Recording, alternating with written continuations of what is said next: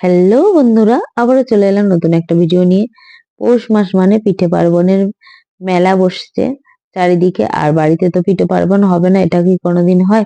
তাই আমরাও চলে আসলাম অল্প কিছু পিঠে বানানোর জন্য।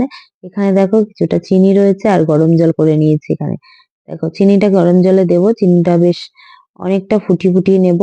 আর চিনি একদম মিশিয়ে যাবে জলের সাথে, গিয়ে পুরো জলটা গাঢ় হয়ে যাবে, মিষ্টি একটা রস বানিয়ে নেবো এখানে। আর আগেই দেখেছো ডালটা ভালো করে ফেটিয়ে নিয়েছি। ডাল মানে এখানে বিউলির ডাল সারা রাত ভেজানো ছিল, সকালে মিক্সিতে বেটে নিয়েছি ভালো করে। তারপর ডালটাকে ভালো করে ফেটিয়ে নেব।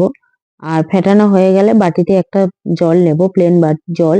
তার উপরে একটু ডাল দিয়ে দেখবো, ডালটা দিলেই কিন্তু জলের উপর ভেসে আসবে, তারপরে জানবে তোমরা যে ডালটা ফেটানো হয়ে গেছে। এইভাবে পুরো ডালটা আমরা ফেটিয়ে নিয়েছি দেখো। আর প্রায় হয়ে গেছে, এবার আমি গরম তেলে ডালের বড়াগুলো দিয়ে দেবো। এটা আমরা এখানে রসগোল্লা মানে রসবড়া বলি, আর কেউ রসগোল্লা বলে ডালের। আমরা তো বাড়িতে রসগোল্লাই বলি। রসবড়া পিঠে বানাচ্ছি। আর দেখো তেলটা অনেকটাই গরম হয়ে গেছে, তেলের মধ্যে দিতেই ডালের বড়াগুলো কেমন ভেসে উঠেছে দেখো। এই পিঠেটা খেতে কিন্তু ভীষণই ভালো লাগে, ভীষণ ভালো লাগে। আর দেখো কি সুন্দর হয়েছে, এদিকে তো চিনির রসটা হয়ে গেছে। আর বড়াগুলো দেখো কি সুন্দর সাদা সাদা হয়েছে। এক পিঠ হয়ে গেছে, আর এক পিঠ উল্টে দিয়ে দিয়েছি।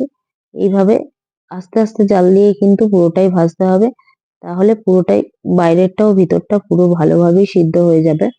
আর না হলে খুব জোরে জাল দিলে কিন্তু এটা বাইরেরটা হয়ে যাবে, ভিতরেরটা হবে না। দেখো বন্ধুরা, আস্তে আস্তে ধিমে আছে কিন্তু করতে হবে। রসবড়া পিঠেটা যদি কারোর ভালো লেগে থাকে লাইক কমেন্ট শেয়ার করতে কিন্তু ভুলবে না। আর পিঠেটা দেখতেই থাকো। হয়ে গেছে এখানে, আমি তো পেপার এর উপর রেখেছি, তেলটা সোপ করে নেবে। আর দেখো একটা ফাটিয়ে দেখো কি সুন্দর, ভিতরটাও পুরোটা সিদ্ধ হয়ে গেছে। এটা কিন্তু শুধু শুধুও খাওয়া যায়, ভীষণ টেস্ট লাগে, একদম খাস্তা খাস্তা টাইপের হয়। আর এটা অনেকটা ঠান্ডা হয়ে গেলে চিনির রসটা একটু ঈষৎ উষ্ণ গরম থাকবে, তার মধ্যে কিন্তু আমি বড়াগুলো দিয়ে দেবো। আর এগুলো দিয়ে কিন্তু চুপিয়ে রেখে দেবো ওই চিনির রসের মধ্যে। আর সারা রাত ঢাকা থাকবে, পরের দিন কিন্তু এটা খেতে হবে। দেখো বন্ধুরা, এইভাবে আমি ঢাকা দিয়ে রেখেছি। প্রায় সকাল ভোরের দিকে হয়ে গেছে। কি সুন্দর খেতে হয়েছে দেখো। মানে কি বলবো, তোমরা তো দেখতে পাচ্ছ না কি সুন্দর খেতে হয়েছে, দেখেই বলতে হবে যে কেমন দেখতে হয়েছে। জাস্ট অসাধারণ হয়েছে, অসাধারণ। বন্ধুরা, রসভরা পিঠেটা কেমন হয়েছে তোমরা কিন্তু সবাই জানিও আমাকে। আজকের মতো ভিডিওটা এখানে টাটা।